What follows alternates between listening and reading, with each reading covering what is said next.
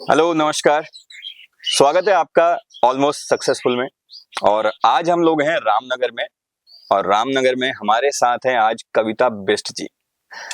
कविता बिष्ट जी को किसी भी इंट्रोडक्शन की जरूरत नहीं है, और मैं ये चाहता हूं कि मैं ज्यादा कुछ ना बोलूं और सीधा हम लोग कविता जी से बात करें और जानें कि उनकी लाइफ में आजकल क्या चल रहा है, किस तरह से वो अपनी लाइफ को अपने साथ साथ दूसरों को भी जीने का तरीका सिखा रही हैं। नमस्कार कविता जी।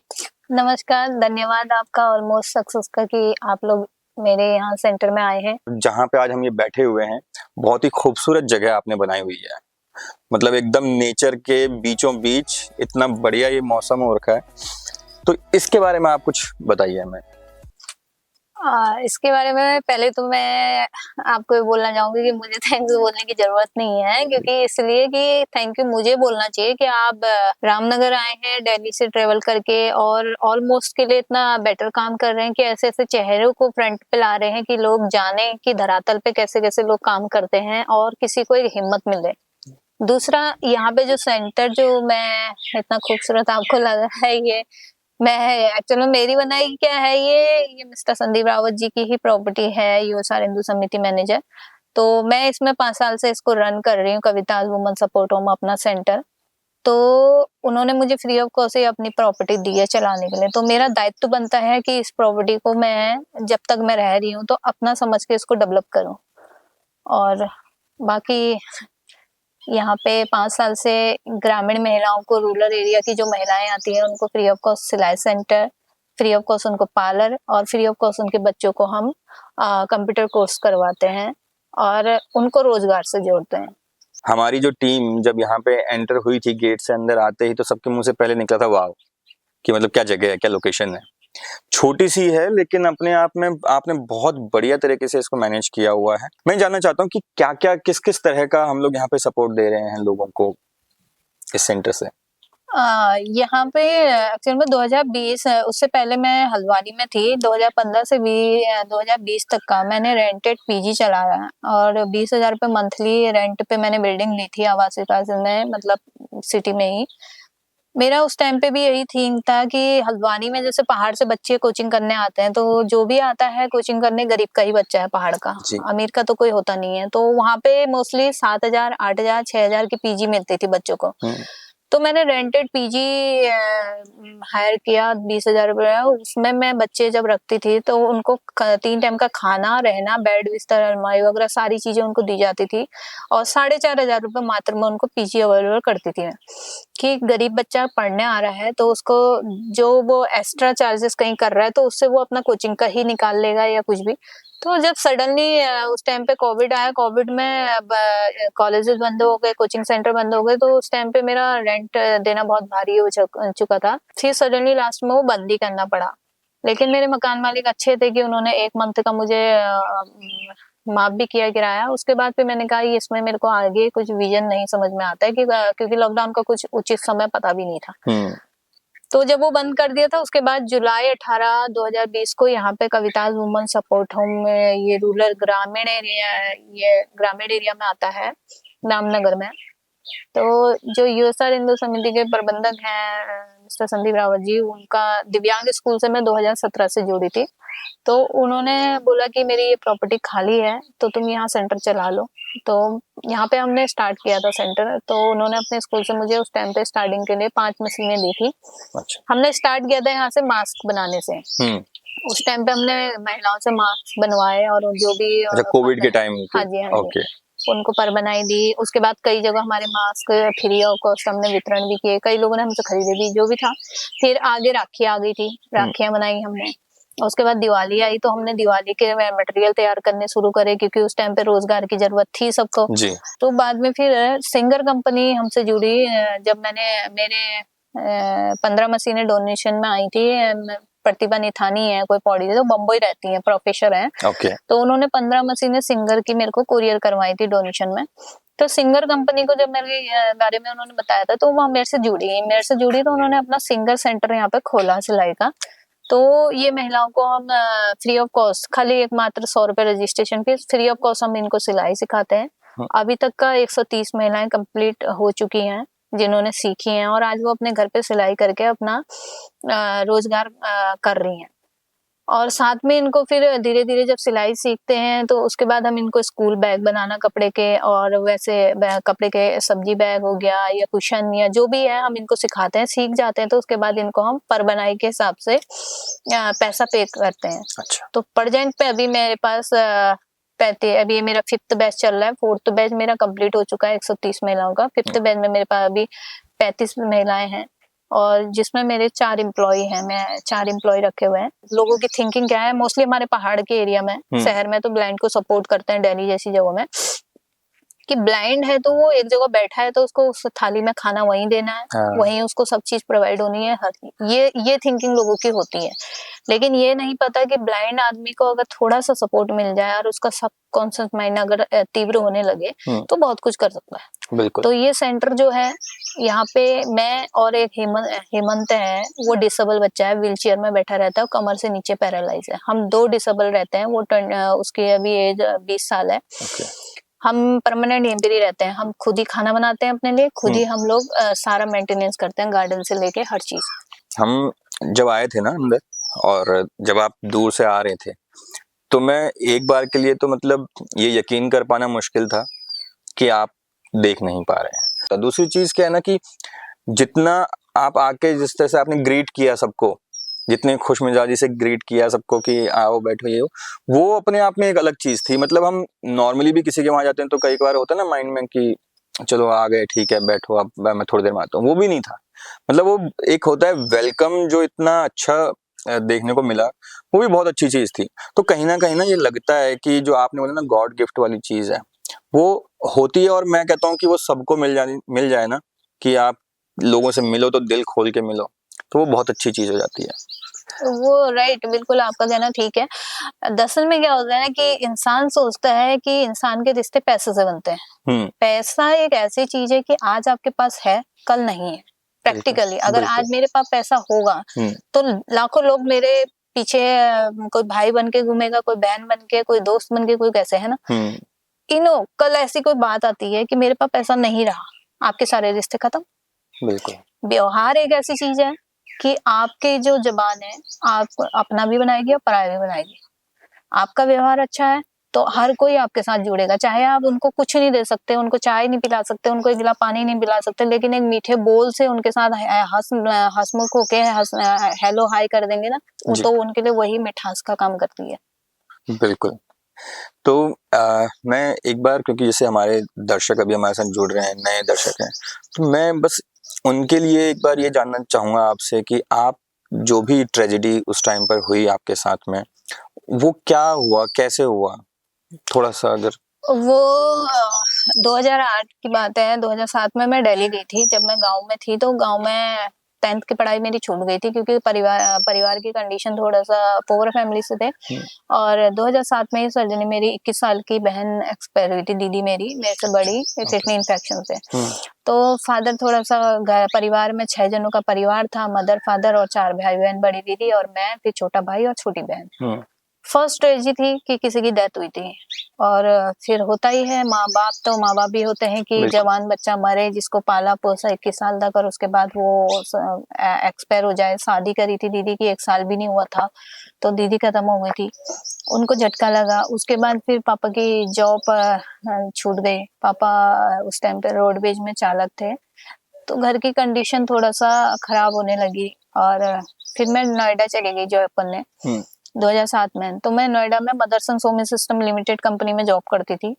और जिस गली में मैं रहती थी, 2nd गली पे वो लड़का रहता था जिसने एसिड अटैक किया। मैं उसे जानती भी नहीं थी और वो मैसेज भेजा करता था रूम पार्टनर के हाथ। तो मैंने मना कर दिया कि मुझे फ्रेंडशिप नहीं करनी। उसने फिर बोला कि मैरी से करूंगा मैं बाद में, उससे ये बोलना ये। मैंने मना कर दिया कि मुझे नहीं करना। ये ना, मैंने लास्ट टाइम अपने रूम पार्टनर को भी बोला था कि आज के बाद मेरे को जवाब भी मत लाना, अगर लाएगी तो या तो मैं रूम चेंज करूंगी या मेरे से बात ही मत करना। क्योंकि मैं जिस मकसद से आई हूँ, क्योंकि मेरा हमेशा से एक चीज रहा है कि अगर कोई काम करना है तो हाथ डालें, अगर नहीं करना है तो साफ क्लियर कट में बोल दें कि नहीं हो सकता और नहीं करना है। मेरी अपनी आदत है कि मुझे जो चीज अच्छा लगेगा मैं वो करूंगी, और मैं दबाव में नहीं पसंद करती कोई भी काम करना। मुझे जो इंसान के साथ वार्तालाप करनी अच्छी लगेगी मैं उससे ही जुड़ूंगी, जिससे मेरे को नहीं पसंद तो नहीं पसंद, और एक बार जिससे कट गए तो जिंदगी भर के लिए कट गए। मेरा अपना ये रहता है। तो मेरा उस टाइम पे जो था जॉब करने का टारगेट था कि मुझे अपने छोटे भाई बहन पढ़ाने हैं। हमने पढ़ाई नहीं करी, कोई बात नहीं, उस टाइम मेरी छोटी बहन 6th में पढ़ती थी और भाई भी मेरा 6th में ही था। तो ये अच्छी एजुकेशन कर ले, हमने नहीं करी तो कोई बात नहीं, क्योंकि 5 उंगलियां बराबर नहीं होती है। राइट। तो ऐसी जवाब भेजते भेजते 3-4 महीना हुआ। दिसंबर में उसने क्रिसमस का गिफ्ट भी भेजा था कि उसने सोचा कि चलो पहाड़ की लड़की है, क्या पता गिफ्ट भेज दिया, लालच से फंस जाए।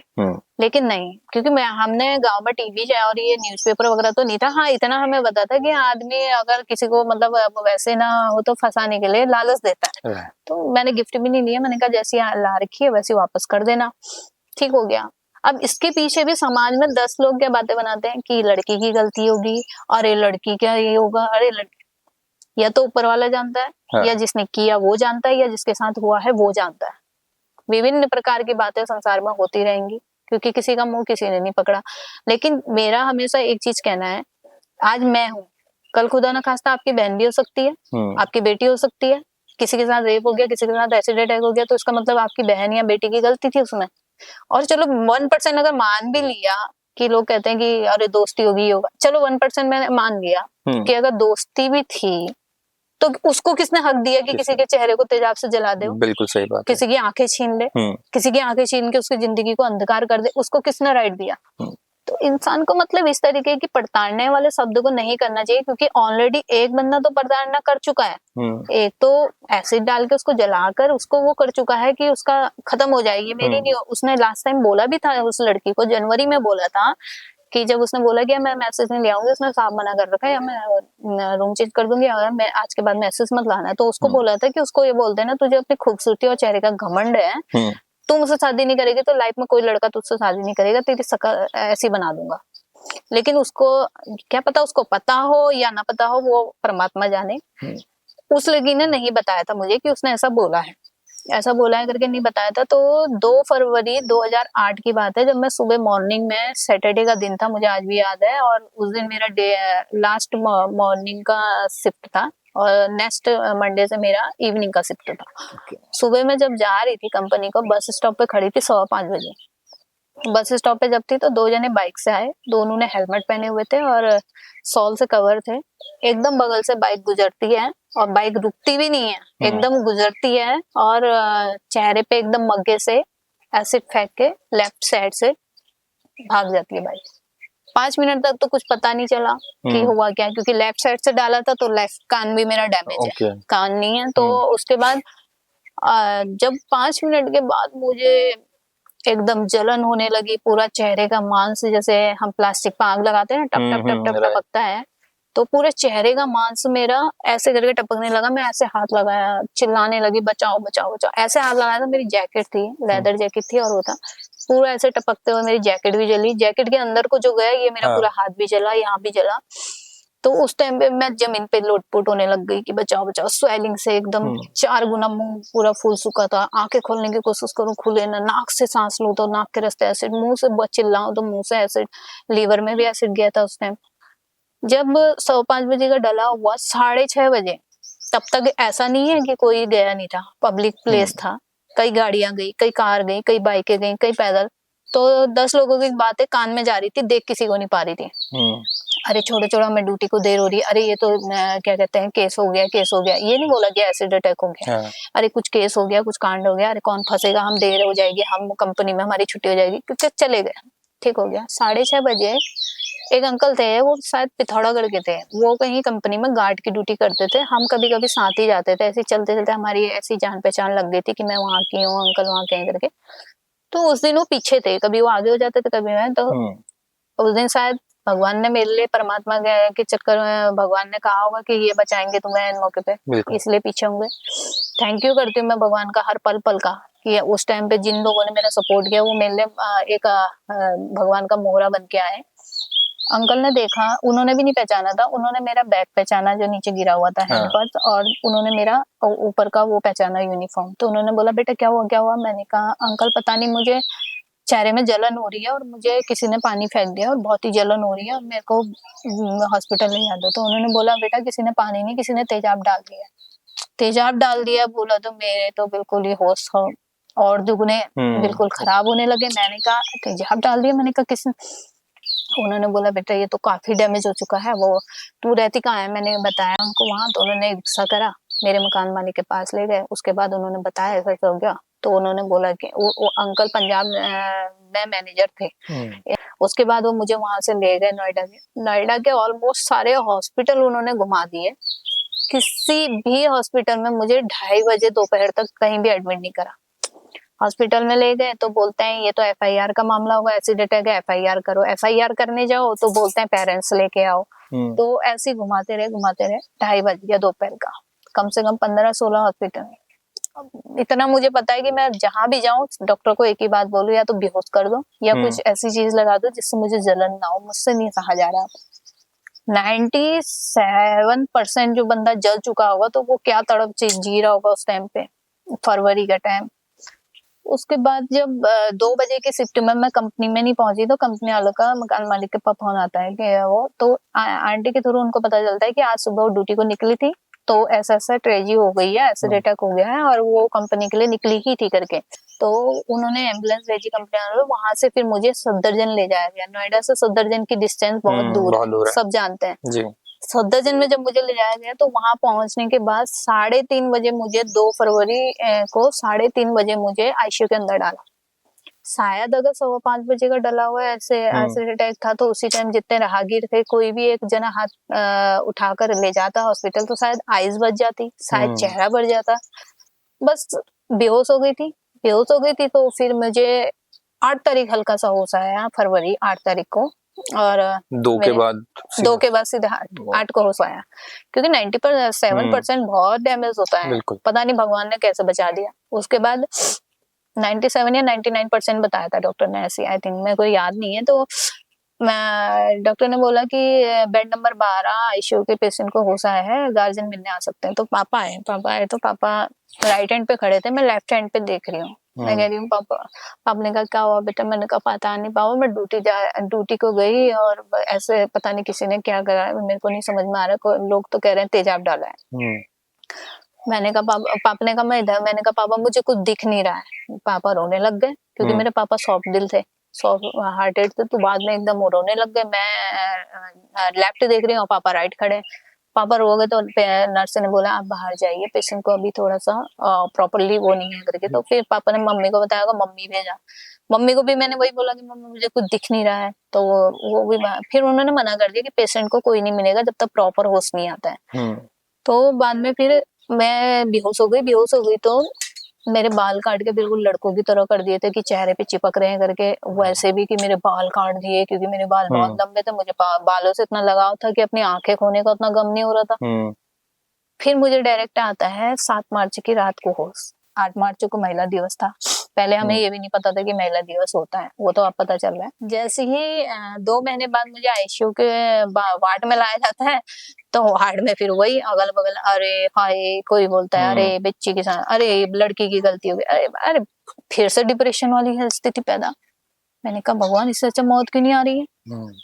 तो फिर बाद में मैंने कहा नहीं, मैंने कहा कुछ भगवान ने अगर जिंदा रखा है ना तो कुछ ना कुछ तो मोटो है पीछे। वैसे मैं एक और सवाल पूछूं आपसे यहाँ पे, मतलब जानना चाहता हूँ कि अगर जो आपको क्या लगता है, जो आपकी फ्रेंड उस टाइम पे थी, उसको जो कहा गया था कि वो मेरी नहीं तो मैं किसी की नहीं होने दूंगा, अगर वो ये चीज आपको बता देती आके तो कुछ और सिचुएशन हो सकती थी? हाँ, अगर वो लड़की पहले बता देती तो शायद मैं सतर्क होती, या वो लोकेशन चेंज करती, या कुछ ना कुछ होता, हम शिफ्ट चेंज कर देते, कुछ और करते, लाइफ कुछ और हो सकती है। लेकिन एक्चुअल में जो ऐसा होता है ना, जो होनी होती है उसको कोई नहीं टाल सकता, क्योंकि मकसद तो उसके पीछे कुछ और लिखा था। बिल्कुल। और आज लोग कहते हैं हाय आंख आ जाती, रोशनी आ जाती, आंखों का ये हो जाता वो हो जाता, लेकिन मैं सच बताऊं तो दिल से कि मुझे आंखें चाहिए ही नहीं। मैंने कहा जब मैं ऑलमोस्ट सारे अपने काम कर रही हूँ, खाना बना रही हूँ, कपड़े धो रही हूँ, कपड़े फटे हैं तो सुई धागा में धागा डाल के मैं सुई धागे से कपड़े सिल ले रही हूँ अपने, ऑलमोस्ट जितना एक गृहिणी घर का काम करती है ना, तो वो मैं सारे करती हूँ। बस एक सपोर्ट है तो घर से बाहर जाने के लिए, वो भी मैंने सीखा हुआ, लेकिन अकेले नहीं जाती। और दिल्ली वाले डॉक्टर को जब दिल्ली वाले डॉक्टर ने मेरे से पूछा कि आप क्या अफसोस नहीं करते कि आप, मैंने कहा नहीं, मैं नहीं करती। मैंने कहा मैं चाहती भी नहीं हूँ कि मेरी रोशनी आए। कह रहे क्यों? मैंने कहा मैं इसलिए नहीं चाहती, अगर गलती से मेरी आंख में भी रोशनी आ गई ना, जिस दिन गलती से मैंने अगर चेहरा अगर शीशे में अपना देख दिया ना, तो उस दिन मैं ये दिल्ली से कदम बाहर नहीं रखूंगी, क्योंकि आज मैं देख नहीं सकती हूँ, इतने कॉन्फिडेंस के साथ बाहर निकलती हूँ। चलो छोड़ो, जैसा भी चेहरा है मेरा वो ठीक है। मेरा चेहरा एसिड से जला भी है तो लोगों को लिए जो नेगेटिव होंगे उनको मेरा चेहरा डरावना दिखेगा, लेकिन जो पॉजिटिव होंगे ना उन्हें कभी डरावना नहीं दिखेगा। बिल्कुल, वो सूरत नहीं देखेंगे, सीरत देखेंगे। नहीं, सबसे बड़ी चीज तो यही है, देखिए दुनिया को दिख रहा है कि देखिए आपका इस इंसिडेंट से पहले एक लाइफ थी, उस टाइम पे कविता को शायद कोई नहीं जानता था, लेकिन आज वो पूरे समाज के लिए, आज समाज को अपना परिवार बना लिया कविता ने, और इतना बड़ा ये एक सपोर्ट जो दिया है वुमेन्स को यहाँ रामनगर में, और रामनगर से बाहर भी लोग आपसे इंस्पायर हो रहे हैं, तो ये और भी अच्छी चीज है। इस चीज को आप कैसे देखते हो कि जो लाइफ में जो चेंज आया है? एक्चुअल में मैं एक चीज बताऊं कि ये जितनी भी चीजें है ना, इसका मैंने नहीं करी है ये सारी चीजें। अगर मैं करने वाली होती तो ऐसे डेटा से पहले भी मैं बहुत कुछ करके आगे फ्रेम होता मेरा, है ना। एक्चुअल में जो मैं आगे बढ़ी हूँ और आज जिस मकाम पे हूँ उसके पीछे लोगों का हाथ है। लोगों का हाथ कैसे है कि लोग अगर उसे पॉजिटिवली लेते हैं तो आगे बढ़ते हैं, अगर नेगेटिव, जैसे मैं गाँव गई ऐसे अटैक के बाद जब मेरा ट्रीटमेंट में गाँव गई तो लोगों ने पड़तालना क्या शुरू करने लगी। जब तक मेरे मदर फादर का दिमाग ठीक था कि हाँ मेरे बच्चे के साथ ऐसा हो गया तो चलो जो भी हमें पालना ही है वह, लेकिन 10 प्रकार के लोग, अपने ही खास अंदर के लोग, अपने ही परिवार के लोग, गाँव के लोग, अरे हाय लड़की तो अंधी हो गई, कैसे पालोगे, कैसे करोगे, कल लड़के की शादी होगी तो कैसे, क्या ये वो, मतलब होता ही है पहाड़ में कैसे कैसे वर्ड यूज करते हैं, अंधी कहानी ये वो। अरे अगर किसी को एक वो नहीं कर सकते कि चलो जो हो गया समझाने की वजह, तो डिमोटिव भी मत करो। तब से मदर फादर का भी थोड़ा रवैया चेंज होने लगा, उनको भी टेंशन होने लगी होगी, हाँ यार वास्तव में जो बोल रहे हैं कहीं आगे जाके यही तो सिचुएशन नहीं आनी है। तो ऐसे सुनते सुनते बड़ा परेशान, रिश्तेदार खबर करना है वो भी, तो मैंने वो भी मन में ठाना कि एक दिन मैं कुछ ना कुछ करके दिखाऊंगी, साबित करके दिखाऊंगी गांव वालों को कि अंधा आदमी भी बहुत कुछ कर सकता है। क्योंकि हमारी एरिया में बहुत दूर दूर तक कोई ब्लाइंड आदमी नहीं है, एक था बस, उसको रमुकण करके बोलते थे, उसे हाथ पकड़ के लोग ले जाना, ये करना वो करना। उसकी सिचुएशन देख के आदमी सोचने लगे कि ऐसी सिचुएशन में कल इसकी भी स्थिति आने वाली है। परिवार भी वही सोचने लगा कल यही तो ना होगा हमारी बेटी के साथ, या जवान लड़की है ये वो। लेकिन मैंने ठाना कि नहीं, मेरे को कुछ करना है और मैं कुछ करके दिखाऊंगी और साबित करके दिखाऊंगी कि अंधा आदमी तुमसे ज्यादा अच्छा कर सकता है, जिसको अंधा अंधा बोलते हो। अब तो आदत हो चुकी है, पहले बुरा लगता था अंधा आदमी, लेकिन जो चीज है उसको एक्सेप्ट किया, हाँ मैं अंधी हूँ, हाँ, क्योंकि दूसरे के मुंह से अगर मैं अंधी शब्द सुनूंगी तो वो सीधे दिल पे वो करता है अटैक। अगर मैं उस चीज को स्वीकार कर लूँ कि हाँ मैं अंधी हूँ, तो शायद मेरे को सामने से कोई अंधी बोलेगा तो मुझे कोई फर्क नहीं पड़ता आज के टाइम पे। बोलो, आप बोल रहे हो, अपना मुंह खराब कर रहे हो, मैं तो हुई वास्तव में। तो धीरे धीरे करके समाज ने ऐसी धीरे धीरे आगे बढ़ी। अल्मोड़ा में दृष्टिहीन कार्यालय थे, वहां गई, वहां जो दृष्टिहीन कार्यालय चलाते थे वो खुद टोटली ब्लाइंड थे, डीके जोशी सर। उन्होंने मुझे बोला कि बेटा देखो, ब्लाइंड आदमी कभी भी हो सकता है, किसी भी उम्र में हो सकता है। मैं भी 35 साल की उम्र में मॉर्निंग वॉक करने गया था और चलते चलते पता नहीं आंख में क्या गया और आंखों की रोशनी चली गई। तो मैं आज ये दृष्टिहीन, अभी उनकी डेथ हो चुकी है 60 क्रॉस करके, तो उन्होंने मुझे मोटिव किया कि बहुत कुछ कर सकता है, बहुत कुछ, जो हमारा सबकॉन्शियस माइंड होता है, और इसको कभी वॉच करना कि आपको क्या मिला। मैंने फिर उनकी कई भी बातें घर में आके धारणा करी, तो मैंने कहा वास्तव में बहुत कुछ मिला। नाक से सूंघने की क्षमता, अगर 1 किलोमीटर तक कोई खाना बन रहा है तो उसकी स्मेल से बता देंगे कि क्या खाना बन रहा होगा। आहट, हर किसी के आहट, कदमों के आहट से बता देंगे कि कौन है आने वाला, कोई आ गया है, हर चीज मतलब। लेकिन मैंने एक चीज माना, जब आदमी देख नहीं सकता तो उसके फिंगर और उसके कदम, उसके कान, नाक, सब उसकी आंखें वही हैं। सब कॉन्शियस माइंड अगर तुम्हारा तेज है तो हर चीज को। फिर धीरे धीरे मैं 2011 में चली गई थी NIVS ब्लाइंड स्कूल में। जब मैंने वहां देखा 2-2.5 हजार बच्चे, मैंने कहा ये बच्चे तो पैदाइशी ब्लाइंड है, ये तो गर्भ से ही ब्लाइंड है, ये लोग कंप्यूटर चला रहे हैं, ये लोग ये कर रहे हैं, ये लोग ये कर रहे हैं, तो मैं तो बाद में हुई हूँ, मैंने तो दुनिया देखी है। मुझे तो पता है मशीन कैसी होती है, मकान कैसा होता है, कंप्यूटर कैसा होता है, कीपैड कैसा होता है। ये तो बाई बर्थ है तो कंप्यूटर चला रहे हैं, कीपैड चला रहे हैं। मैंने कहा मैं भी करूंगी। तो मैंने कहा मैं भी करूँगी, मैं यही चीजें मैं भी करूँगी, मैं भी सीखूंगी, मेरे को भी करना है करके धीरे धीरे करके सारी चीजें सीखी मैंने। वहाँ शॉर्ट हैंड सीखा, पेपर प्रोडक्ट सीखा, चेयर केनिंग सीखी, चेयर बिनना, हर चीज वहाँ पे मैंने 1 साल का करने के बाद 2012 में मैं गाँव आ गई थी। तो जब हम अपने जैसे लोगों के बीच में रहते हैं ना, तो वहाँ कोई प्रताड़ना ही नहीं होती, क्योंकि आपस में हम लोग एक जैसे हैं, कभी कोई किसी को प्रताड़ना नहीं करेगा। और जो वहाँ का सपोर्ट मिल गुरु जाता है। हाँ, जो वहाँ का गुरु है वो एक्चुअल में ऐसे बच्चों का गुरु है कि वो कभी डिमोटिवेट नहीं करेगा और मोटिवेट करता है। जब धरातल पे समाज में आते हैं तो समाज से जो प्रताड़नाएं मिलती हैं, वो अगर हम नेगेटिव ना लेके पॉजिटिव लें कि हाँ इन्होंने अगर मुझे ऐसा बोला है तो इसके पीछे मेरे को करके दिखा के साबित करना है।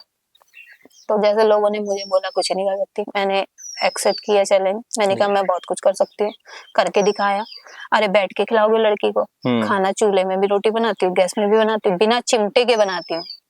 नॉर्मल लेडी चिमटे की रोटी सेकती है, मैं हाथों से सेकती हूँ, लेकिन उंगली कभी आज की डेट पे भगवान की कृपा से कभी जली नहीं, क्योंकि अंदर से एक जो है ना आत्मा कि नहीं मैं कर सकती हूँ। कविता तो कर सकती है, कर। 100 में से 10% लोग कविता को मोस्टली जानते होंगे करीबी से कि मैं हूँ क्या, मेरा नेचर क्या है, मेरे उठने बैठने बोलने चलने का क्या ढंग है, बहुत कम लोग जानते हैं। धीरे धीरे धीरे करके समाज में महिलाओं ने प्रताड़ित करना शुरू किया। सबसे ज्यादा प्रताड़ित कौन करती है? महिलाएं। घर में आदमी जाए, महिलाएं प्रताड़ित करने वाली, बाहर समाज में जाए महिलाएं। लेकिन उस चीज को कोई नहीं देखता है। आदमी में वही महिला सशक्तिकरण। अरे कहाँ से सशक्तिकरण? एक सर्वाइवर जिसने अपना चेहरा जला दिया, जिसने अपनी आंखें खो दी, उसका कान नहीं, उसका नाक डैमेज, हर चीज डैमेज, उसके बावजूद तुम महिला होकर उसको प्रताड़ित कर रहे हो। अरे ये वो मैं नहीं समझती कि सशक्त वो होगा कि महिलाएं आपस में सब लोगों को मिल बांट के आगे बढ़े। धीरे धीरे ऐसी चैलेंज एक्सेप्ट करे। जिसने बोला ये नहीं कर सकती, किसने बोला वो नहीं कर सकती, कर कर करके दिखा दिया कि ये कर सकती हूँ।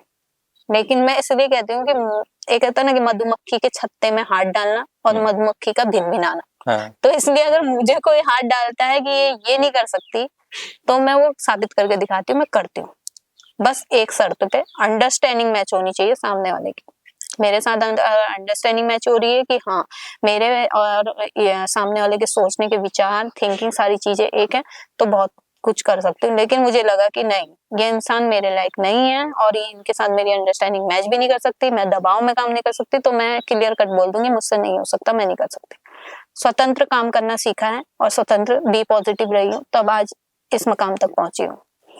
और आज भी मेरे सेंटर पे महिलाएं आती हैं तो मैं हर एक महिला, हर एक लड़की को यही बोलती हूँ, बेटा जो सीखने को मिल रहा है, जब जो मौका मिल रहा है सीखो। लड़कियों को बोलती हूँ अभी तुम अनमैरिड हो, मायके में हो, माँ बाप तुम्हें हर चीज सिखाएंगे, छूट देंगे। कल पराए घर में जाओगी ना तो 1 घंटे की भी ही तुम्हें यहाँ पे प्रैक्टिकली देख लो, ये बहू है आ रही है सीखने, 1 घंटा डर मर के सीखती है, फिर चली आती है, अरे सास गाली देगी, अरे ये होगा, खाना बनाना है, तुम अभी फ्री हो। कल शादी होने के बाद किसने क्या देखा है? अगर मैं ही हूँ, मैं अगर यहाँ पे अकेले ब्लाइंड होने के बावजूद इतना बड़ा प्रोजेक्ट चला रही हूँ, उसके पीछे दिमाग लगा रही हूँ, क्यों इतना बड़ा हाथ पांव मारूं कि मैं बहुत बड़ा इसको बना के दिखा दूं, एक जैसे अंबानी जी की है वैसा प्रोजेक्ट बना। मेरी क्षमता ही नहीं है, राइट। मैं अपनी क्षमता के अनुसार करूंगी, जितनी मेरी चादर ओढ़ी जा रही है उससे ज्यादा नहीं। उससे ज्यादा अगर मैं, लोग कहते हैं इसको तुम यहाँ ऑनलाइन क्यों नहीं कर रहे हो, वहां क्यों नहीं, उसके लिए प्रॉपर बनना चाहिए, उसको वैसी सैलरी चाहिए, हर चीज चाहिए। मेरा जितना होगा मैं उतना अपने हिसाब से चलूंगी और धीरे धीरे, क्योंकि एक बड़ा आदमी बनने के लिए ना हमेशा छोटे स्टेप से पांव रखना पड़ता है, तब जाके एक मकाम, चाहे वो 10 साल बाद बनूंगी, चाहे 5 साल बाद बनूंगी, लेकिन एक दिन एक बिल्कुल फ्रेम में आगे बड़ा मकाम होगा। जितना हम कहते हैं कि एक औरत ही औरत का दुख समझ सकती है, तो आपने जिस तरह से बताया ना कि उसमें महिलाएं बहुत थी जिन्होंने आपको प्रताड़ित किया, तो ये बात सही है कि, या ये बात सही है कि औरत औरत को समझती है समथिंग? मैं औरों का तो नहीं कहूंगी, लेकिन मैं अपनी 16 साल की जो मेरा अनुभव है, 16 साल का जो मेरा प्रैक्टिकल लाइफ मैंने ब्लाइंड की जी हुई है, इसमें मैं पूरा क्रेडिट दूंगी जेंट्स को कि 100 में से मेरे को 60% जेंट्स होंगे जिनका मतलब नहीं समझा होगा, 40% जेंट्सों ने मेरे को सबने समझा है कि मैं क्या चीज हूँ, मैं क्या कर सकती हूँ, मेरे अंदर क्या काबिलियत है और मैं क्या करने की क्षमता रख सकती हूँ, और मैं देख नहीं सकती हूँ तो मेरे अंदर क्या हुनर है, मेरा टैलेंट क्या है। महिलाओं ने कभी नहीं समझा है, महिलाओं ने कभी ना समझा ना सपोर्ट किया है। 100 में से 30% या 20% महिलाएं होंगी जो समझी होंगी कि हाँ वास्तव में कविता क्या चीज है, वरना आधी से ज्यादा महिलाओं ने तो फिर वही कि हाँ नहीं ये तो देख सकती है, ये तो नहीं अच्छा खासा इनका सब कुछ है, ये सारी चीजें मतलब जो भी है। हाँ, मतलब मैं अलग अलग तरह पर्सनली की किसी बातें। पे अटैक नहीं हाँ। कर रही हूँ, मतलब बहुत लोगों ने, बस एक महिला ने, 2 महिला ने, 3 महिला ने थोड़ी, बहुत लोगों ने बोला है, क्योंकि विभिन्न जगह गई हूँ, हर क्षेत्र पे गई हूँ, तो जगह जगह पे पहले जॉब करती थी तो वहां पे तो, लेकिन जब मैं जॉब करती थी मेरे स्टाफ जितनी महिलाएं थी बहुत सपोर्टेड थी, बहुत अच्छी थी, और मैं हमेशा से, चाहे वो मैं मुख्यमंत्री जी के पास भी कई बार गई हूँ, हर जगह गई हूँ, मैं हर किसी से एक चीज बोलती हूँ। जब मैंने एसिड अटैक की पेंशन लगाने के लिए मंत्री मैम से बात करी थी, रेखारिया मैम से, या त्रिवेंद्र सिंह रावत जी उस टाइम मुख्यमंत्री थे, मैंने उन्हें भी यही बोला था कि संपत्ति के साथ एसिड सर्वाइवर की पेंशन लगाने की जरूरत नहीं है, हमें संपत्ति नहीं चाहिए, हमें वो हक चाहिए जो हमारे साथ एक्चुअल में हो रखा है, या तो हमारी लाइफ को पुनर्वास के लिए डेवलप करिए। आपके कहने से नहीं होता कि सोसाइटी में इनको अच्छे नजरिए से देखो, हाँ। आपके कहने से, क्योंकि हम किसी की सोच नहीं बदल सकते, मैं आपकी सोच नहीं बदल सकते, आप मेरी सोच नहीं बदल सकते। अब भाषण में बोल दिया एक दिन के महिला दिवस में कि महिलाओं को ये करिए, सशक्त करिए, और समाज में ऐसे सर्वाइवर को एक अपनी तरह ही वो करिए, वो नहीं होगा, वो तब तक नहीं होगा जब तक उसमें सब लोग मिलकर उसका सपोर्ट नहीं करेंगे। उसका सपोर्ट जिस दिन करेंगे तो हर कोई उसको अच्छे नजरिए, अब मैं अपनी लाइफ बताऊं प्रैक्टिकली, 2014 से पहले जब मेरे पास कुछ नहीं था तब तक मेरे को किस नजरिए से लोग देखते थे। 2012 के बाद जब मैंने समाज सेवा शुरू करी थी, समाज सेवा शुरू करने का भी मोटो ये था, जब मैं ऑपरेशन थिएटर के अंदर जा रही थी, 1,25,000 रुपए निधिमणि त्रिपाठी मैडम डीएम थी, उन्होंने इकट्ठे किए थे और मेरी सर्जरी के लिए। उस टाइम मेरे ऊपर का होठ नाक पे चिपका था और नीचे का होठ नीचे ठुड्डी पे चिपका था, बहुत डरावना चेहरा था। तो मैंने उस दिन ये बोला था, मैं कवर करके चलती थी चेहरा, क्योंकि उस टाइम बहुत डरावना लगता था, कई बच्चे देखते थे तो भूत भूत भूत बोलते थे, बहुत अच्छा नहीं लगता था, हार्ड होता था। जब मैं ऑपरेशन थिएटर के अंदर गई तो मैंने ऑपरेशन में जाने से पहले मैंने कसम खाई थी उस दिल्ली से अंदर कि अगर मेरा चेहरा थोड़ा बहुत भी ठीक हो जाए, और जिस दिन मैं नकाब पहन के बंद कर दूं पहनना, उस दिन मैं भी समाज के लिए, गरीबों के लिए, जरूरतमंदों के लिए करूंगी। अपनी जेब से डोनेशन 100 ही हो कोई बात नहीं, लेकिन औरों से इकट्ठा चैरिटी करके उसकी हेल्प करूंगी। उस दिन से मैंने धीरे धीरे मोटो शुरू करा। 2012 से 14 तक मेरी समाज सेवा रही। 2014 में राज्य महिला पुरस्कार मिला था उत्तराखंड का। उसके बाद लोगों का थोड़ा धीरे धीरे नेचर चेंज हुआ। 2014 के बाद मुझे निर्भया प्रकोष्ठ में अनुसेवक के पद पे जॉब मिल गई। जॉब मिली तो अरे मैम नमस्कार, मैम नमस्कार, मैडम का एक टैग मिल गया। उसके बाद गया ब्रांड एम्बेसडर बना दिया, तो उसके बाद ब्रांड एम्बेसडर का टैग मिल गया। ब्रांड एम्बेसडर के टैग के पीछे भी इतनी बड़ी कहानी है कि वो ब्रांड एम्बेसडर का टैग मिलना या ना मिलना एक बराबर है। उसके बाद फिर धीरे धीरे एक फ्रेम मिलना शुरू हुआ। तो वही चीजें हैं कि जब तक उसको सपोर्ट पूरा स्ट्रॉन्ग करके चारों तरफ से हर कोई ना करे, तब तक वो आगे नहीं बढ़ सकता। मानसिक, शारीरिक और आर्थिक तीनों चीजों की सपोर्ट की जरूरत होती है। आर्थिक ना भी हो ना तो मानसिक और शारीरिक रूप से अगर तुम उससे स्ट्रॉन्ग कर दो तो वो आर्थिक खुद ही हो जाएगा, स्वयं ही हो जाएगा। बिल्कुल हो जाता है, प्रैक्टिकली मैंने देखा है ना। आर्थिक स्थिति मेरी फैमिली की खुद अच्छी नहीं थी, ना मेरी अपनी थी। मेरे को बस जिन लोगों ने, जेंट्स लोगों ने या मेरे फ्रेंड लोगों ने, कोई मुंह बोले भाइयों ने, कुछ लेडीजों ने जो सपोर्ट किया मानसिक और शारीरिक, ना तू कर सकती है, कभी तो तू कर, ये कर, वो कर। तो उससे क्या हुआ, धीरे धीरे मैं आज इस मकाम तक पहुंची हूँ कि ये 100-150 महिलाओं के घर के चूल्हे जल रहे हैं। कुछ नहीं तो ये एक दिन का 200 रुपए भी सिलाई से कमा रही है ना, तो खुशी मिलती है। बिल्कुल, ये तो है। तो अभी फैमिली कहाँ है आपकी, मतलब वो घर? मेरी फैमिली, मैंने जैसे बताया था कि मदर, फादर और 4 भाई बहन थे, जिसमें से 3 लोगों की डेथ हो चुकी है और 3 अभी हैं। 3 मदर है और छोटा भाई है और मैं हूँ। तो वो हल्द्वानी में है और लाइफ में हर संघर्ष किए हैं। कहते हैं ना कि एसिड अटैक हो गया ये, लेकिन आज तक कभी किसी ने गंभीरता से बैठ के ये विचार नहीं करा, ना कभी किसी ने पता किया। बस यही पूछते हैं कैसे हुआ, क्या हुआ, क्यों किया, कुछ था, कभी पूछा कि ऐसा वो भी होने उनको का? अपनी जिज्ञासा होती है बस, और मतलब कि एक कहानी मिल मुंह जाती के है उनको, सामने और कुछ पूछते नहीं। हैं, पीठ पीछे फिर मजाक बनाते हैं, लेकिन कभी ये नहीं पूछा किसी ने कि क्या खोया और क्या पाया। बहुत कुछ खोया एसिड अटैक के बाद, आंखें खोई, चेहरा खोया और अपनी फैमिली का प्यार खोया, और एक फादर का मदर के साथ जो एक लगाव होता है वो छोड़ के मैं हॉस्टल में रही हूँ 1 साल, वो खोया। 2 बहनें खोई हैं जवान, 21 साल की, 18 साल की। शायद मेरे साथ ऐसा नहीं हुआ होता तो शायद छोटी बहन भी खत्म नहीं हुई होती, घर की आर्थिक स्थिति सही हो गई होती, पढ़ के वो अपना अच्छा कहीं जॉब कर रही होती। शायद मेरे साथ ऐसा नहीं हुआ होता, मेरी 2 बहनें नहीं मरी होती, मेरे फादर को ऑन ड्यूटी हार्ट अटैक नहीं होता। तो मतलब बहुत कुछ होता है, गंभीरता से अगर कोई आदमी सोचे ना तो बहुत कुछ, लेकिन बयां करके कुछ भी नहीं होता है। तो उसका सॉल्यूशन कोई निकाल ही नहीं सकता। मजाक जरूर बना सकता है लेकिन सॉल्यूशन कोई नहीं कोई नहीं निकल सकता। वो लोगों के पास वही है ना कि आजकल के दौर में टाइम नहीं है किसी के पास कि रुक के किसी से कुछ पूछ लें, किसी का कुछ दुख दर्द समझ लें, वो कर लें। लेकिन हाँ, मजाक करने के लिए आप रुक सकते हो, आपके पास बहुत टाइम होता है हंसी मजाक करने के लिए। बिल्कुल, उंगली उठाने के लिए बहुत कुछ है, बहुत कुछ उंगली उठाने के लिए ना। आपको अगर अभी एक पत्ता भी पेड़ से गिरेगा, उसी पे टिप्पणी करना शुरू कर देते हैं इंसान। तो अब मैं हूँ, मैं सेंटर चला रही हूँ, मैंने इससे पहले पीजी चलाया, मेरे को कुछ नहीं बचता था, लेकिन क्या था, सुकून था। 20,000 रुपये रेंट निकल जाता था, 35,000 रुपये खाना खर्चा जो भी होता था वो निकल जाता था, 8-9 हजार रुपये लाइट पानी का निकल जाता था, और बाकी मेरी काम वाली का निकल जाता था। मेरे को नहीं बचता था, कोई बात नहीं, लेकिन मुझे खुशी किस बात की थी, उसमें अगर कोई गंभीरता से धरातल पे जाके देखेगा, जो बच्चे, जो जवान लड़के, पहले लड़कियां रखी थी लेकिन लड़कियां मैंने हटा दी, क्यों, ड्रिंक करना, स्मोकिंग करना, ये वो। मैंने कहा भैया इतना बड़ा रिस्क मैं नहीं ले सकती, कल कुछ होगा तो मैं तो ऑलरेडी ये चीजें हूँ, समझाओ तो समझे ना, क्योंकि वो तो उस लाइन पे जा चुकी हैं। मैंने फिर बंद कर दी 6 महीने बाद लड़कियों की पीजी, बॉयज की। तो मेरे वहां पे 18 साल से ऊपर के बच्चे आते थे, और उनके सामने जब मैं प्रैक्टिकली रहती थी ना, आज भी वो बच्चे मेरे पीजी के कहीं जॉब में लगे हैं, कोई कोर्स कर रहे हैं, आज भी मुझे फोन करते कहते दीदी आपने बहुत हमको मोटिव किया।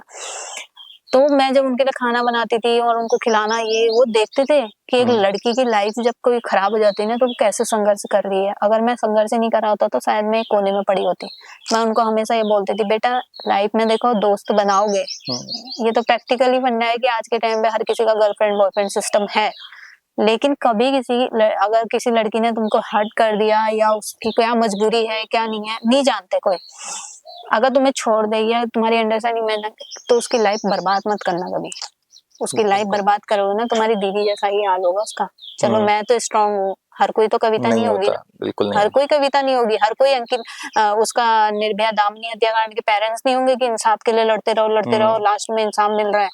मेरे पेरेंट्स ने तो क्लोज कर दिया ना मामला, कंप्रोमाइज करके, दबाव दिया, डरा दिया, उन्होंने कंप्रोमाइज करके वो कर दिया, क्योंकि गांव के लोग थे, कोर्ट कचहरी कभी देखी नहीं थी, उनको दबाव दिया। और मैं एफआईआर मेरे नाम से थी नहीं, मेरे नाम से होती तो शायद होती भी नहीं। तो धीरे धीरे करके मैं उनको यही समझाती रही, बच्चों को समझ में आया कि वास्तविकता दीदी जो बोल रही है सही। उसी में से एक बच्चा था जय जोशी, जय जोशी ने मेरे ऊपर एक किताब लिखी, ब्यूटी बिहाइंड हर कास्ट करके। तो वो हमारे राज्यपाल के पॉल जी थे उस टाइम पे, उन्होंने लॉन्च करी थी वो बुक। मतलब मेरे पीजी में रहते रहते एक बच्चा 18 साल की उम्र का हाई स्कूल में पढ़ने वाला बच्चा अगर ऐसी किताब लिखता है तो कितनी बड़ी सक्सेस है मिल, बहुत बड़ी बात है। कितना बड़ा मोटो लिया उसने कि एक मतलब कि दीदी हमारे लिए इतना कर रही है, दीदी ने इतना संघर्ष करा, और ये वो समझे बच्चे कि हाँ वास्तव में किसी की जिंदगी खराब होने के बाद क्या होता है। तो वो सुकून मिलता था कि मेरे बदौलत किसी के जवान बच्चे गलत लाइन पे नहीं जा रहे। और उनके पेरेंट्स जब बच्चे को कोर्स पूरा करने के बाद ले आते थे तो हाथ जोड़ते थे कि हमारे बच्चे आपके पीछे, क्योंकि मेरी सख्त गाइडलाइन थी, कोई दोस्त नहीं आएगा, कोई भी अगर ड्रिंक स्मोकिंग करते हुए पीजी में पाया गया 24 घंटे के अंदर पीजी खाली कर दे। पेरेंट्स मदर फादर से अलावा कोई भी पीजी के अंदर एंट्री नहीं है, क्योंकि जहाँ बाउंडेशन होंगी वहां बच्चा अच्छे से रहेगा भी, पेरेंट्स रखना भी। वरना अदर पीजीएस अपने देखिए कि ड्रिंक करना, ये करना, या बहुत गंदा माहौल है। तो बहुत खुशी होती थी उस टाइम पे, आज भी खुशी होती है कि अगर इन महिलाओं को फ्री ऑफ कॉस्ट सिलाई सिखा रहे हैं तो ये सिलाई सिल रही हैं, तो कुछ नहीं तो 120 रुपए 150 रुपए जो भी सिलाई ले रही हैं, और पर पीस के हिसाब से जो भी ये सामान बना रही है, तो महीने 15 दिन में या महीने में जब इनको चार्ज करते हैं ना, महीने में किसी को 1500 हो जाता है, किसी को 800 हो जाता है, वो उन पे डिपेंड करता है कि उन्होंने कितना बनाया। किसी का तो 3-4 भी हो जाता है। तो क्या है कि 1 घंटा 2 घंटा उन्होंने जो बनाया उसका उनको उतना मिल जा रहा है, और यहाँ महीने की सैलरी 4,000 3,000 मिलती है लोगों को, तो खुशी मिलती है। बच्चे ऐसी लड़कियां आए हैं कि जिन्होंने अपनी इंटर और 11th की फीस यहाँ से पर बनाई के हिसाब से सामान बनाया और अपनी फीस खुद भरी है। पेरेंट्स को कितना बड़ा सपोर्ट हुआ। बिल्कुल। तो खुशी है बस इस बात की कि इन लोगों के लिए कुछ कर पा रही हूँ। और जैसे कोई जानने वाले हैं, अगर वो बोले कि यार वो ऐसे ऐसे हैं, उनको डोनेशन करो वहां पे, मैं कहती हूँ मत दो पैसा, ठीक है, तुम्हें लगता है कि ये पैसे दे के करोड़पति बन जाए या बड़ा है, सामान दे दो, हाँ रॉ बिल्कुल। मटेरियल दे दो, वैक्स दे दो, कपड़ा दे दो, बैग बनने वाला, और ये जो मेरा प्रीमियम पाउडर आता है गोबर के दिए बनाने के लिए वो दे दो। मैं नहीं कह रही पैसा दो। अगर हाँ कोई इंसान है कि मैं नहीं दे सकता, तुम फाइनेंशियल पकड़ो और तुम्हें जो लेना है वो लो, तो वो उन पे डिपेंड करता है। तो मैं हमेशा यही चीज बोलती हूँ कि उन लोगों को समाज में, कि जो लोग ये बोलते हैं ना कि ये तो ब्रांड एम्बेसडर है, गवर्नमेंट 50 लाख रुपए दे रहे हैं, इसको तो सोनू सूद ने 5 लाख दिए हैं, इसको अक्षय कुमार ने, मैं तो कह रही सूचना का अधिकार लगाएं, पूछ लें गवर्नमेंट ने कितना दिया, पूछ लेगी मेरे को कहाँ से क्या मिला है, मेरे अकाउंट डिटेल एंट्री करा ले, खुली किताबों में, खुली किताब, जो मेरे पास होगा खुला बताऊंगी, जो नहीं है तो नहीं। तो इस तरीके के अभद्र टिप्पणियां नहीं करनी चाहिए। और अब मैं इसी के पीछे का अगर एक्चुअल में समाज को बताऊं, अगर मेरे को गवर्नमेंट ने 50 लाख रुपए दिए होते ब्रांड एम्बेसडर बनने के बाद, 13,500 रुपए मानदेय मिलता था, 2015 से 17 तक मिला, वो भी बंद कर दिया गया, 2020 से निर्भया का 7,500 रुपए बंद कर दिया गया। आज के टाइम पे मेरे पास कुछ नहीं है। उसके बावजूद अगर मेरे पास इतना पैसा होता, आज मैं रेंटेड में, मेरी मदर और भाई लोग रेंट पे नहीं रह रहे होते हल्द्वानी में। कितनी चिट्ठी कमिश्नर को, डीएम को, सबको लिख चुकी हूँ कि ब्रांड एम्बेसडर होने के नाते एक सरकारी कमरा मेरे को अवेलेबल करवा दिया जाए, जिससे मेरा रेंट बच जाए। अभी तक नहीं मिला है। प्रधानमंत्री आवास योजना में प्रथम प्राथमिकता गरीबों को दी गई है, तो उसमें सर्वाइवर को भी दी जाए। जब तक सर्वाइवर जिंदा है तब तक वो आवास में उसको रहने का हक है। अगर उसकी डेथ हो जाती है तो आप ले लो वापस, उसे किसी गरीब को दे दो। हम नहीं कह रहे परमानेंट दे दो, उसमें भी कोई कार्रवाई नहीं करेगी। चिट्ठी पे चिट्ठी चल रही, चिट्ठी पे चिट्ठी चल रही, 2.5 साल हो गए चिट्ठी चलने में, ना कमरा मिला, ना आवास योजना मिली। ठीक हो गया, ये जेन्युइन चीजें जनता नहीं जानती ना। जनता तो बस ये जानती है जो हवाई फायर में बातें उड़ गई कि इसको तो यहाँ से ये मिला, ये मिला, ये मिला। अगर मैं, जब मेरे पिताजी की डेथ हुई थी, तो तब चलो, जब मेरी 18 साल की बहन की डेथ हुई थी तब तो मैं कुछ भी नहीं थी, ना जॉब थी, ना कुछ थी, ना कुछ जानता था। उस टाइम मेरी बहन का भी अंतिम संस्कार चंदे से हुआ था।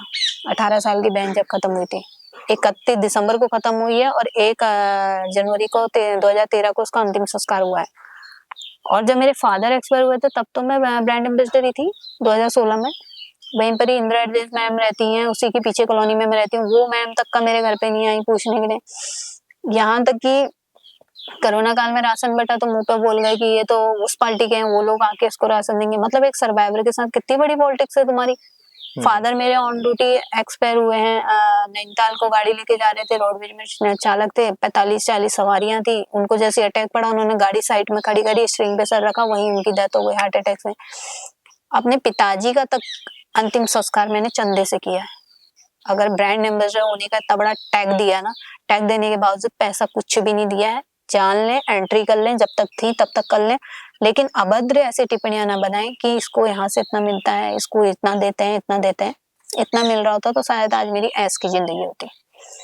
अवार्ड मिले हैं, अवार्ड को मेरे को, आज वो अवार्ड मेरे घर पे पड़े हैं तो मेरे को ब्याज नहीं दे रहे हैं, फाइनेंशियली स्ट्रॉन्ग नहीं कर रहे हैं।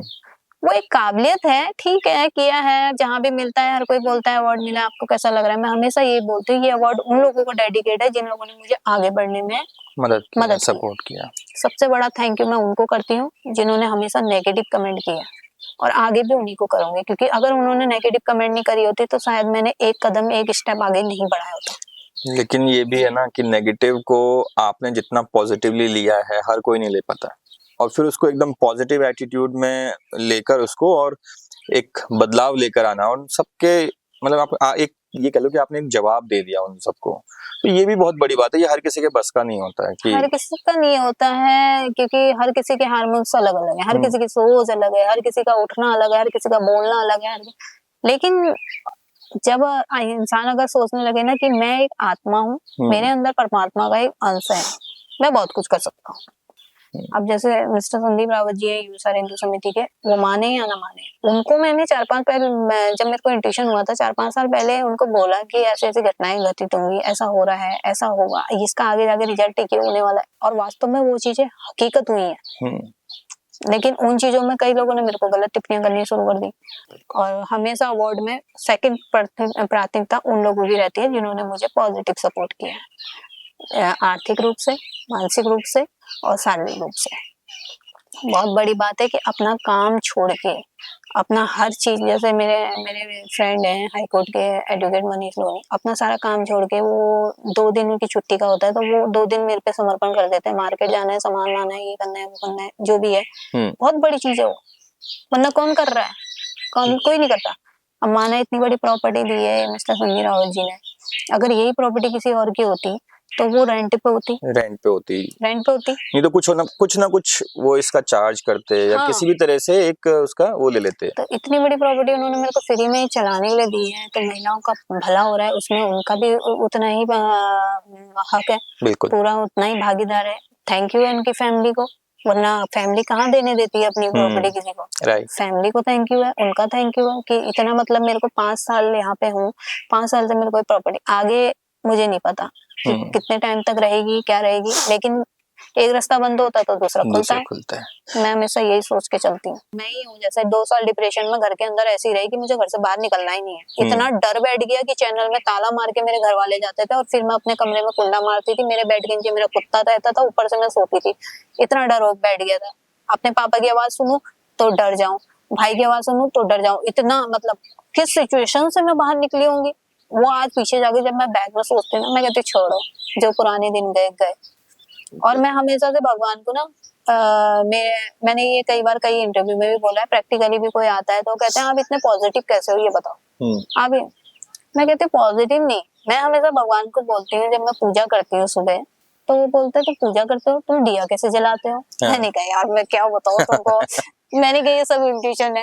अब मैंने कहा अगर आपको देखना है वैसे तो बता नहीं सकती, प्रैक्टिकली दिखा दूंगी। वो दिया जलाने की बात कर रहे हैं कि आप दिया कैसे जलाते हो, है ना? मैंने तो अभी आपको दीवार कूदते हुए देखा। मतलब जो नॉर्मली हम लोग जो है एक सीधे रास्ते से जा रहे हैं, आप जीना मतलब लोहे की सीढ़ी आपने चढ़ी, फिर दीवार वो करा और फिर कूद गया, आप उधर से कर उधर से वापस आए हो। तो अगर ये मैं किसी को जाके बताऊंगा ना कि ऐसा कोई कर रहा है तो वो इसको नहीं मानेगा। अभी जो आप ये कर रहे हो, जितने महिलाओं को आपने सपोर्ट किया है, इसको आगे और कैसे लेके जाना चाह रहे हो? क्या सोचा है इसके बारे में? इसके बारे में अभी इनको जैसे अभी यहाँ पे महिला ने सीखा है कोई और, मैं इसको चाहती हूँ कि जैसे अदर पहाड़ की महिलाएं भी सीखना चाहती है। कई लोग कहती भी हैं कि हम आए तो रहने गए, कहाँ हो पाएगा ये वो, तो रेजिडेंशियल टाइप का हो जाए कि जैसे 3 महीना कोई महिला यहाँ के सीख रही है या 1 महीना, या जैसे सर्वाइवर होती हैं ऐसे सर्वाइवर हैं अतिरिक्त, या किसी भी हिंसा का शिकार कोई महिलाएं हैं वो आकर रह के अपना कुछ हुनर सीख के जाएं, अपना सीखें। या जैसे गौ माता बचाओ अभियान पे भी जैसे हम काम करते हैं, गोबर के दिए, गोबर की धूप और ये चीजें बनाना। अच्छा। तो वो ट्रेनिंग लेके चले जाएं, अपना बनाएं। तो यही चीजें आगे जाके उनके काम आएंगी कि एक हुनर से अटैच होंगी, या पार्लर कोर्स या जो भी है। तो आगे जाके इसको एक बड़े मकाम तक की, अभी रामनगर तक की महिला सीख पा रही हैं, अदर और महिलाएं भी सीखें। ओके। तो ये जो अभी इस संस्था के अंदर किस किस तरह का काम आप मतलब सिखाते हैं? इस संस्था के अंदर जैसे हम सिलाई सिखाते हैं, पार्लर और कंप्यूटर कोर्स है बच्चों का, साथ में इनको रोजगार से जोड़ रखा है। जैसे रोजगार में हम कपड़े के बैग बनाते हैं, जैसे लोग डोनेशन करते हैं स्कूल में, सरकारी स्कूलों में बाजार से बैग लाते हैं, दे देते हैं, वो 2 महीने 3 महीने बाद फट जाता है। तो हम कपड़े के बैग बनाते हैं पेंट के कपड़े में, और हर बैग के अंदर चाहे वो छोटा पाउच है या बड़ा है, हर बैग के अंदर इंटरलॉक होता है, मजबूत बैग होता है और टिकाऊ रहता है, वॉशेबल रहता है। दूसरा कॉलेज के बच्चे जो कपड़े के बैग यूज करते हैं अलग अलग डिजाइन में, वो कुशन, अलग अलग डिजाइन के कुशन, ये सारी चीजें हम इनको जैसे सिखाने के बाद, वेस्ट बोतलें हैं कांच की, तो कबाड़ी से हम खरीदते हैं, तो उसको फ्लावर पॉट में डेवलप करना, उसको आप किस तरीके से यूज करें वो आप पे डिपेंड करता है। घड़ियों में अर्पण करना, थालियों में अर्पण करना, अपना उत्तराखंड का जो कल्चर है। गौ माता बचाओ अभियान पे गोबर के दिए, और ये उससे क्या होता है कि आदमी को पता है कि गौ माता का जो गौमूत्र है उससे फिनाइल बन सकता है, गौ माता के गोबर से दिए और ये सारी चीजें हम आइटम बना सकते हैं, मूर्ति वगैरह, उससे एक अच्छी अर्निंग इनकम हो सकती है। और प्रैक्टिकली महिलाओं ने देखा भी है कि होती है। हम 30 रुपए दर्जन दिए बेचते हैं डिजाइन करने के बाद। तो उसमें एक हमारा जैसे कैंडल है, कैंडल अलग अलग डिजाइन की कैंडल है, तो इनको हम क्या करते हैं, जैसे 1 किलो कैंडल दे दी वैक्स दे दिया और ये बनाएंगी, वो उसको बनाई पैकिंग वैकिंग करके 50 रुपए देते हैं। हाँ, बैग है पर पीस के, अलग अलग पर पीस है। दिए का भी ऐसी है, गोबर के दियों का जितनी क्वांटिटी में वो बन रहा है 1 किलो में, तो उसकी बनाई अलग है। अच्छा। ऐसे इनको बनाई मिलती है, तो कोई 15 दिन में लेता है, कोई 1 महीने में, कोई 1 हफ्ते में, ऐसे पेमेंट लेता है। तो एक ट्रेनिंग के साथ साथ रोजगार से जोड़ रखे हैं। तो जो लोग यहाँ पे आते हैं, जो महिलाएं यहाँ पे सीखने आते हैं, उसमें लड़कियां भी हैं और उसमें बड़ी। लड़कियां भी हैं, महिलाएं भी हैं, और जो स्कूल पढ़ने वाली लड़कियां हैं जिन्होंने छोड़ दिया स्कूल, वो भी हैं। 4 एम्प्लॉय है मेरे पास, और एक एम्प्लॉय तो ये हेमचंद्र बडी एडी सबल है, ये महिलाओं को सारी सिलाई वगैरह सिखाता है। अच्छा। बाकी और हैं 3 लेडीज हैं। और कंप्यूटर में जो बच्चे आते हैं वो इन्हीं महिलाओं के जो बच्चे हैं जो जूनियर स्कूल में और अच्छा। प्राइमरी स्कूल में पढ़ते हैं, इन्हीं के बच्चे हैं वो, जो यहाँ से मार्केट 7-8 किलोमीटर दूर है, और 500-600 रुपए फीस होती है कंप्यूटर की। तो कुछ नहीं तो यहाँ से बेसिक ही सीख के जाएं। बिल्कुल। हाई स्कूल अभी 6 क्लास में अगर बच्चा है, चूंकि 4-5 में है, तो अभी वो माउस चला के पेंटिंग करना ही सीख जाए, कैसे माउस चलता है, और धीरे धीरे वो 10th में जाके बेसिक सीख लेगा। बेसिक के बाद वो आगे जाके वो कोर्स करे या कुछ करे, आगे जाके इंटरेस्ट डेवलप हो जाएगा तब तक बेसिकली, कुछ डेवलपमेंट बच्चे के अंदर आएगा। क्योंकि हम सोचते हैं कंप्यूटर एक टाइपिंग और उसी का जरिया है। कई बच्चे कंप्यूटर के थ्रू चेस में आगे निकले, कई गेम में आगे निकले, कई चीजें होती हैं, पेंटिंग में आगे निकले, बच्चे की हॉबीज है। ओके। तो अभी जो आते हैं लड़कियां यहाँ पे, वो आपको क्या मतलब बताती हैं अपना एक्सपीरियंस, जो भी वो सीख रही हैं यहाँ पे, तो कुछ ऐसा मतलब बोल के जाते हैं आपको, कुछ बता के जाते हैं कि कैसा लगा उनको, क्या लगा? मेरे वहाँ पे कुछ 5-6 लड़कियां ऐसी भी हैं जो स्टार्टिंग में आई थी, तो उन्होंने बोला मैम हमसे सिलाई नहीं हो पाएगी, हमें तो सुई में धागा डालना नहीं आता। एक 2 महिलाएं ऐसी थी, हमें तो बटन टाँकना ही नहीं आता, सुई में धागा नहीं डलता, बटन कैसे टाँकेंगे। मैंने कहा क्यों नहीं करोगे, कर सकते हो, बनाओ तो सही मन। हाँ। तो वो लड़कियां मुझे बोल रही कि मैडम हमें क्राफ्ट सिखा दो, बस आप जो इतना अच्छा क्राफ्ट बनाते हो, थाल जो वगैरह, ये पुरानी साड़ियों से पायदान वगैरह, ये सब। हाँ। मैंने कहा नहीं, ये भी सिखाऊंगी, इसके साथ साथ सिलाई भी सीखो, जरूरी है। कह रहे नहीं मैं वो हम नहीं कर पाएंगे। मैंने कहा कर पाओगे, करो। और जो अभी मेरे यहाँ पे जॉब में है पायल लड़की, तो वो बोलती थी मुझसे बैग नहीं बन पाएंगे। मैंने कहा बन पाएंगे, अंदर से थानो तो सही, करो। मैंने कहा जब मैं नहीं देखने के बावजूद इतना बड़ा सेंटर चला सकती हूँ, तुम्हारे सामने मैं बैग सिल सकती हूँ, तुम्हारे सामने मैं सुई में धागा डाल सकती हूँ, तुम्हारे सामने मैं बटन टाँक सकती हूँ, तुम्हारे सामने मैं साड़ियां फाड़ के पायदान बना सकती हूँ, तो तुम क्यों नहीं बना सकते हो? तुम तो देखने वाले हो। तो ऐसे ऐसे करके उनके अंदर एक डेवलप होता है कि हाँ मैडम कर सकते, तो हम क्यों नहीं कर सकते। बिल्कुल। क्योंकि किसी को आगे बढ़ाने के लिए पॉजिटिव उनको मोटिवेट करना एक जरूरी है, ताकि सामने वाला समझ पाए। अब वो तरीका है कि आप कैसे समझा रहे हो, क्योंकि समझाने के तरीके भी अलग अलग होते हैं। तो वो लड़कियां आज के टाइम पे ऑल पूरी सिलाई सीखने के बावजूद आज के टाइम पे वो इतनी कलाकार हो गई हैं कि वो अपने घर की मम्मी की साड़ियां फाड़ के गाउन बना दे रही हैं। अच्छा। इतने बढ़िया बढ़िया गाउन बना दे रही है कि मार्केट में भी अवेलेबल नहीं है ऐसे गाउन। अरे तो खुशी मिलती है उस टाइम। मैं आज भी मैं उनसे कहती हूँ कि ज्योति देखा, तो बोलती थी कि मैम मेरे को इससे सिलाई नहीं होगी। ऐसी पायल को बोलती थी, तू कहती थी मेरे से बैग नहीं बनेगा, आज देख तेरे ही बने हुए बैग बाजार में जा रहे हैं, बिक रहे हैं, और वही लोग पसंद कर रहे हैं कि इसमें बड़ी अच्छी शाइनिंग आ रही है। तो यही चीजें कि अपने को कभी कम मत समझो अपने, क्योंकि हर किसी के अंदर कुछ ना कोई हुनर है, अपने हुनर को किसी ने झांका नहीं है अंदर। तो वही चीजें हैं। तो मैं हमेशा भगवान से शुरू से लेके आज तक, बचपन से तो उतना नहीं करा, लेकिन जब से ऐसे अटैक हुआ है तब से मैं आज तक भगवान को हमेशा एक चीज बोली है कि भगवान हमेशा इस लाइक करना। इस लाइक और इसका और इसका भी है कि एक दिन मेरी मम्मी कह रही कि तुम मंदिर में बत्ती लाती है तो हमेशा ऐसे और ऐसे क्या करती है? मैं ऐसे करती हूँ। ये क्या करती है तू? मैंने कहा इसके पीछे। फिर दूसरे दिन भी पूछा, मैंने एक दिन बता दिया, मैंने कहा ऐसा है।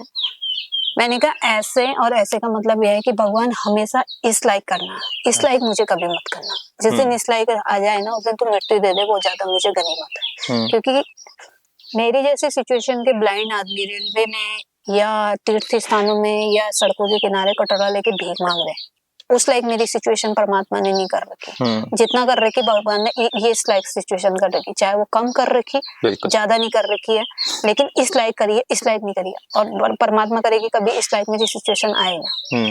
तो मैं हमेशा यही बोलती हूँ कि हमेशा कर सकते हो तो अच्छा करो, नहीं कर सकते तो कट ऑफ कर लो। जो आप जो प्रोडक्ट बनाते हैं इनको मार्केट तक आप कैसे पहुंचाते हो? आप अगर कोई आपसे जुड़ना चाहे तो किस तरह से जुड़ सकता है, या आपको लोगों से सपोर्ट चाहिए, वो क्या सपोर्ट हो सकता है?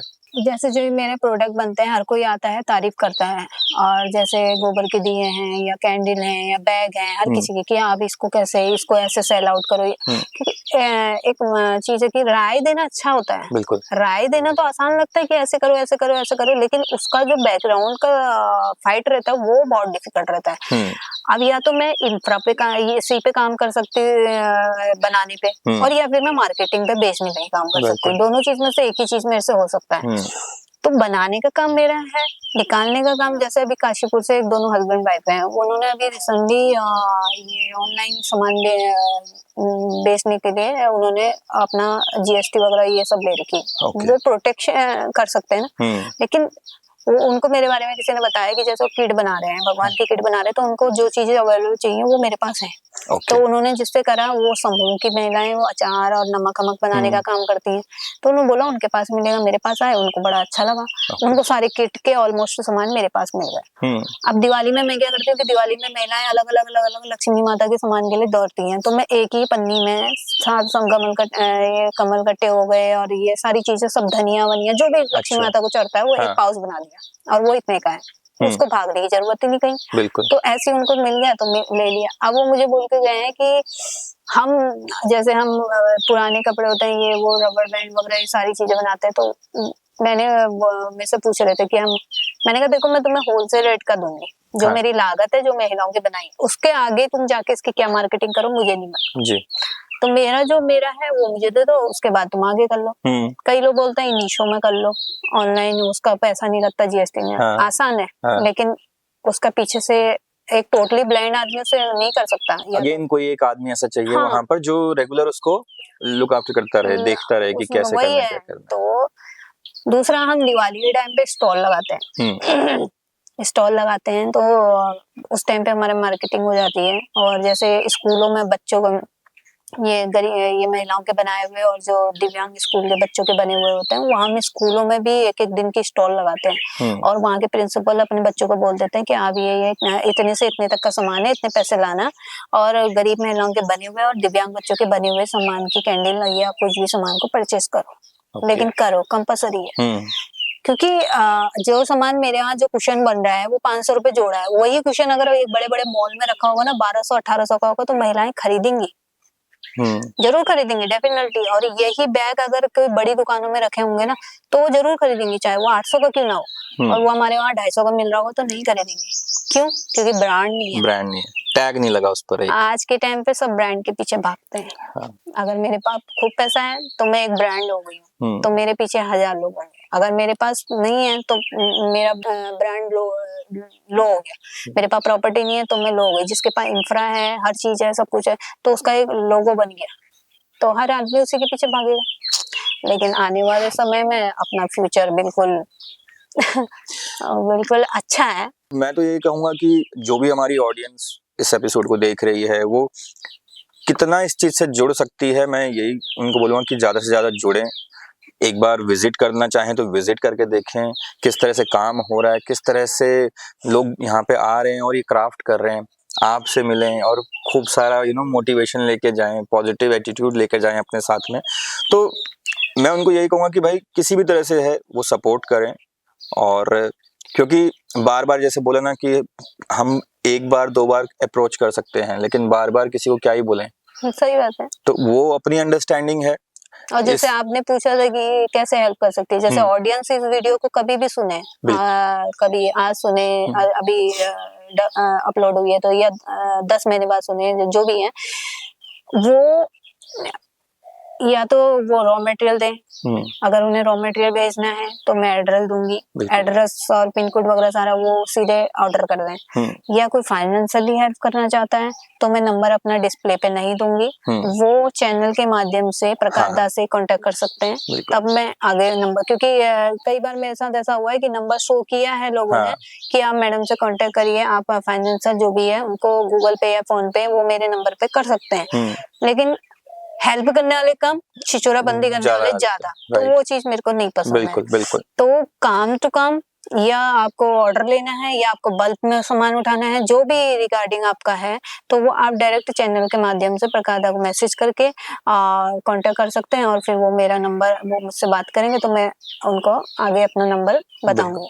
तो वो गूगल पे के माध्यम से भी कर सकते हैं या वो सामान कुछ भी भेजना चाहते हैं तो वो भेज सकते हैं, रॉ मटेरियल वगैरह, या हमसे कुछ चीजें खरीदना चाहते हैं बल्क के हिसाब से, कैंडल हो गया या गोबर के दिए या गोबर की धूप या कपड़े के बैग या कुशन वगैरह जो भी है, तो वो ऑर्डर कर सकते हैं। बिल्कुल।